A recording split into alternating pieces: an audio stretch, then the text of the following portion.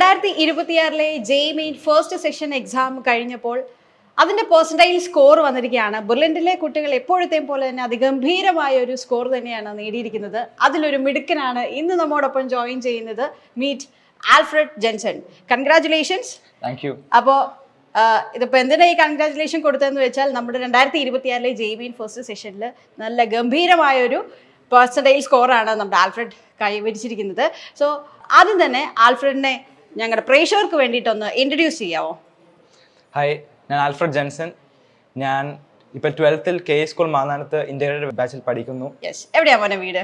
എൻ്റെ വീട് തൊടുപുഴയാണ്. തൊടുപുഴയിലാണ്. ഓക്കെ. ഇവിടെ നമ്മുടെ കെ മാന്നാനം സ്കൂളിൽ ഹോസ്റ്റലിൽ പഠിക്കുക അല്ലേ? അതെ. ഓക്കെ. വീട്ടിലായിരിക്കാ മോനെ ഉള്ളത്? വീട്ടിൽ അച്ഛൻ, അമ്മ, അമ്മച്ചിയും ചേട്ടനും. ചേട്ടനും. അച്ഛൻ്റെ പേര് ജെൻസൺ പി ജോൺ. അച്ഛൻ എന്താ ചെയ്യുന്നേ? സെന്റ് മേരീസ് HS പോത്താനിക്കാട് പഠിപ്പിക്കുന്നു. അമ്മ എന്താ ചെയ്യുന്നത്? അമ്മ ഇപ്പോൾ കുമാരമംഗലം പഞ്ചായത്തിൽ ക്ലർക്കായിട്ട് വർക്ക് ചെയ്യുന്നു. ചേട്ടൻ ഉണ്ടല്ലേ? ചേട്ടൻ എന്ത് ചെയ്യുന്നു? ചേട്ടൻ ഇപ്പോ ഇന്ത്യൻ ഓയിൽ കോർപ്പറേഷനിൽ വർക്ക് ചെയ്യാണ്, ധൻബാദിൽ എഞ്ചിനീയർ ആയിട്ട്.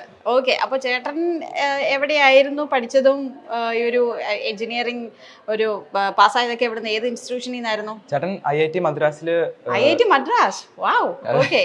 സിവിലില് ബിടെക് എടുത്തിട്ടാണ് ചേട്ടൻ പാസ് ഔട്ട് ആയത്.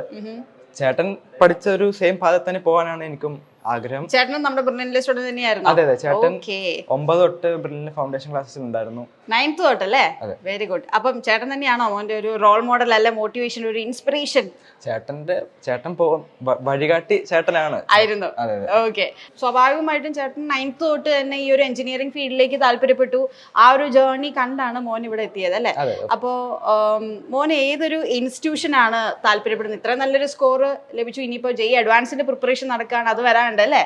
ഓക്കെ. അപ്പൊ ഏതൊരു ക്യാമ്പസിലേക്കായിരിക്കും മോന് താല്പര്യം? എനിക്ക് ഏറ്റവും കൂടുതൽ താല്പര്യം ചേട്ടൻ പോയ പോലെ IIT മദ്രാസിലേക്ക്. IIT മദ്രാസ് തന്നെയാണ്. എന്തിനാ നമ്മൾ ഏറ്റവും പിടിക്കുമ്പോൾ ഏറ്റവും പീക്ക് തന്നെ പിടിക്കണം അല്ലേ? ലക്ഷ്യം വെക്കുമ്പോൾ ഏറ്റവും ഉയർന്നത് തന്നെ പിടിക്കണം അല്ലേ? യെസ്. ഓക്കെ. അപ്പൊ ഏത് ബ്രാഞ്ചിലേക്കായിരിക്കും മോൻ ഇനി താല്പര്യം? എനിക്ക് ഏറ്റവും ഇഷ്ടം ഇലക്ട്രോണിക് എഞ്ചിനീയറിംഗ്. ഓക്കെ. മോൻ ഈ ഒരു ആഗ്രഹം ചേട്ടനെ കണ്ടു എന്നുള്ളതല്ലാണ്ട് വേറെ എന്തെങ്കിലും ഡീപ്ലി റൂട്ടഡ് ആയിട്ട് എപ്പോ തൊട്ടാണ് ഇതിനെ ഒന്ന് ഈ ഒരു ആഗ്രഹം തോന്നി തുടങ്ങിയത്? ചെറുപ്പം മുതൽ തന്നെ എഞ്ചിനീയർ ആവണമെന്നുണ്ടായിരുന്നോ, അതോ ഒരു എപ്പോ തൊട്ടാ ഇത് റെക്കഗ്നൈസ് ചെയ്ത് ഓക്കെ എനിക്ക് ഇന്നത് ഈ ചേട്ടന്റെ പാതയിലൂടെ തന്നെ പോകാനാണ്, എന്റെ ടേസ്റ്റും അതാണെന്നുള്ളത് എപ്പോഴും ആൽഫ്രഡ് തിരിച്ചറിഞ്ഞേ? ചെറുപ്പത്തിൽ നമ്മുടെ ഗോൾസ് ഒന്നും നമ്മൾ എങ്ങനെയാണ് ഒരു സെക്യൂർ ജോബ് ഉണ്ടാക്കുന്ന നോക്കിയിട്ടല്ലല്ലോ ഒരു ലക്ഷ്യം വെക്കുന്നത്. പിന്നീട് എന്റെ ചേട്ടനൊരു വഴി പോകുന്ന കണ്ടപ്പോൾ ആ വഴി പോലെ ശരിക്കും ഇങ്ങനത്തെ ഒരു ജോലി ഇട്ടൊരു നല്ല ഹൈ പേയിങ് ഒരു സെക്യൂർ ജോബ് ഉണ്ടാക്കാൻ പറ്റുമെന്ന് വിചാരിച്ചപ്പോൾ എനിക്കാണെങ്കിൽ ഫിസിക്സിനോടും എഞ്ചിനീയറിനോടും നല്ല താല്പര്യം ഉള്ളതുകൊണ്ട് തന്നെ നല്ല ചേട്ടൻ അവിടെ ഉണ്ട്. അപ്പൊ ചേട്ടന്റെ വഴി തന്നെ പോയാൽ മതി, എനിക്ക് പ്രത്യേകിച്ച് ഒരു പുതിയൊരു ഇതിലേക്ക് പോകേണ്ട ആവശ്യമില്ല. അപ്പൊ പിന്നെ മനസ്സിലായി ഒരു IIT എഞ്ചിനീയറിംഗ് തന്നെയാണ് താല്പര്യം. അതായത് ചേട്ടൻ ഓൾറെഡി വഴി വെട്ടി തന്നു, ആ വഴിയിലൂടെ ആൽഫ്രഡ് പോയി അല്ലേ? ഓക്കെ. Very good. അപ്പോ നമ്മുടെ പ്രിപ്പറേഷനും അല്ലെങ്കിൽ മോൻ്റെ ഒരു പ്രിപ്പറേഷൻ ഒരു നാളുകൾ ഉണ്ടായിരുന്നു, അതൊക്കെയാണ് ഇപ്പം ഈ ഒരു പെർസെൻറ്റൈൽ സ്കോറിലേക്ക് എത്തിക്കാൻ സാധിച്ചതും അല്ലെ? ഏതൊക്കെ രീതിയിലാണ് മോൻ ആ ഒരു പ്രിപ്പറേഷൻ രീതി കൊണ്ടുപോകുന്നത്? കാര്യം ഇത്രയും ഒരു പെർസെൻറ്റൈൽ സ്കോറിലേക്ക് എത്തിക്കാൻ എങ്ങനെയായിരുന്നു പ്രിപ്പറേഷൻ? അത് നമ്മൾ ഇവിടെ കെയിൽ 11th കഴിഞ്ഞ് വന്ന ശേഷം ജെഇ മെയിന് ഒരു 3 മാസം വരെ അഡ്വാൻസും മെയിൻസും നമ്മൾ ഒരു ബാലൻസിലാണ് കൊണ്ടുപോകുക. അപ്പോൾ ജെഇ മെയിന് 2-3 മാസം മുമ്പ് വരെ അങ്ങനെ പോയിട്ട് പിന്നെ അത് കഴിഞ്ഞ് full JEE main type preparation ആയിരിക്കും. കുറച്ചുകൂടി ഈസിയർ ടൈപ്പ് പ്രോബ്ലംസും കുറച്ചുകൂടി ഫാസ്റ്ററും കുറച്ച് ആക്യുറസിയും കൂട്ടാവുന്ന ടൈപ്പ്. അപ്പോൾ അതുകൊണ്ട് ഒത്തിരി പ്രോബ്ലംസ് പ്രാക്ടീസ് ചെയ്യുക. പിന്നെ എന്താണ് കോൺസെപ്റ്റ് ഫുള്ളി മനസ്സിലാക്കുക. അങ്ങനെയൊക്കെ ടൈം ഒട്ടും കളയാതെ. ടൈം മാനേജ്മെന്റ് ഒക്കെ വളരെ ഇമ്പോർട്ടൻ്റ് ആയിട്ടില്ല. CBT ഫോമിലുള്ള ഒരു എക്സാം ആണ്. അതുകൊണ്ട് തന്നെ ഒരുപാട് ടൈം നമുക്ക് ഇപ്പം നോക്കി അല്ലെങ്കിൽ കുറച്ച് നേരം സ്പെൻഡ് ചെയ്തിരിക്കാന്നല്ല, പെട്ടെന്ന് ചെയ്യാന്നുള്ളത് ഇമ്പോർട്ടൻ്റ് ആണ് അല്ലേ? ഓക്കെ. അപ്പം ഈ ഒരു ഇത്രയും നല്ലൊരു സ്കോർ നേടിയതിൽ നമ്മുടെ കെ മാന്നാനം സ്കൂളിന്റെ ഒരു സപ്പോർട്ട് എത്തരത്തിലായിരുന്നു മോനെ? കെ സ്കൂള് ബ്രില്യൻ്റിനെ നല്ലോണം പ്രൊമോട്ട് ചെയ്യുന്ന ഒരു സ്കൂളായിട്ട് എനിക്ക് പഠിക്കാനും ഇവിടുത്തെ ഹോസ്റ്റൽ ഫെസിലിറ്റീസ് ഒക്കെ വളരെ പീക്കായിരുന്നു.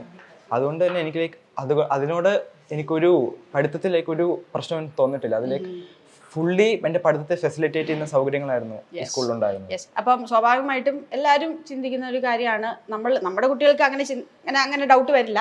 +2ൻ്റെ ഒപ്പം തന്നെ എങ്ങനെ ഈ ഒരു എൻട്രൻസ് കോച്ചിങ് കൊണ്ടുപോകാൻ പറ്റും എന്നുള്ളത് കുറച്ച് പേർക്ക് ഇനി വരാൻ ആഗ്രഹിക്കുന്ന കുട്ടികൾക്കെങ്കിലും ഒരു സംശയം ഉണ്ടാവും. മോനെ സംബന്ധിച്ച് എങ്ങനെയായിരുന്നു +2വിനൊപ്പം തന്നെ ഈ ഒരു എൻട്രൻസ് കോച്ചിങ് എങ്ങനെയാണ് മോൻ മാനേജ് ചെയ്തുകൊണ്ടിരുന്നത്? ഇവിടെ സ്കൂൾ പോർഷൻസും എൻട്രൻസ് പോർഷൻസും ഒരിക്കലും തമ്മിൽ അങ്ങനെ കൊണ്ടുപോകാൻ ഒരു ബുദ്ധിമുട്ടും ഇവിടെ തോന്നിയിട്ടില്ല. കാരണം ഇവിടെ സ്കൂൾ ക്ലാസ്സസും ബ്രില്യൻ ക്ലാസ്സസും നല്ല സിസ്റ്റമാറ്റിക് ആയിട്ടൊരു പ്ലാൻ ചെയ്ത ഷെഡ്യൂളാണ് പൊയ്ക്കൊണ്ടിരുന്നത്. അതുകൊണ്ട് അതിന് സ്കൂളിലെ സ്റ്റാഫും എസ്പെഷ്യലി നമ്മുടെ പ്രിൻസിപ്പൽ ജെയിംസ് മുല്ലശ്ശേരി അച്ഛനും ബ്രില്യൻ്റെ ഇവിടുത്തെ ഹെഡ് ബിജു സാറും ഞങ്ങളുടെ ക്ലാസ്സിൽ ജോസഫ് സാറും വളരെ നല്ല സപ്പോർട്ടായിരുന്നു. അതുകൊണ്ട് തന്നെ ബോർഡ് എക്സാമിന് പ്രിപ്പയർ ചെയ്യാനും ഇവിടെ എൻട്രൻസ് കോച്ചിങ്ങിന് പോകാനും എല്ലാം ഒരിക്കലും അങ്ങനെ ക്ലാഷ് ആയിട്ടില്ല. രണ്ടും പഠിക്കാൻ ഒരുപോലെ ഈക്വലി നല്ല സമയം കിട്ടിയിരുന്നു.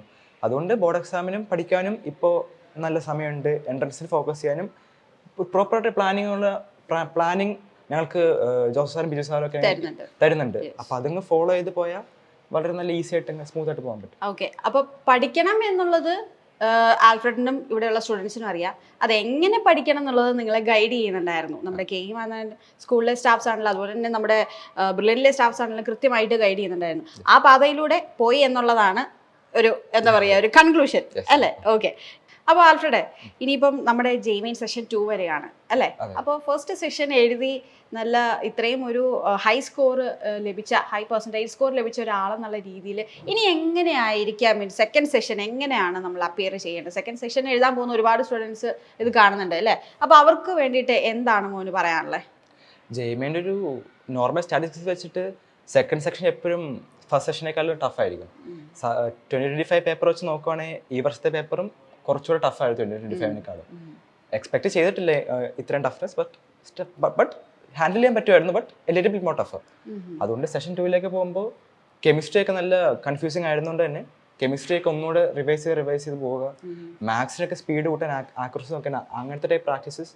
ഫിസിക്സിൻ്റെ കുറച്ചുകൂടെ കോൺസെപ്ഷ്യൽ ചോദ്യം ചെയ്യുക. തിയറി എവിടെയെങ്കിലും മറന്നുപോയിട്ടുണ്ടെങ്കിലും കോൺസെപ്റ്റ്സിലേക്ക് വീക്ക് ആണെങ്കിൽ അതെല്ലാം ജെയ്മെയിന് മുമ്പ് തന്നെ തറവാക്കിയിട്ട് പോവാം.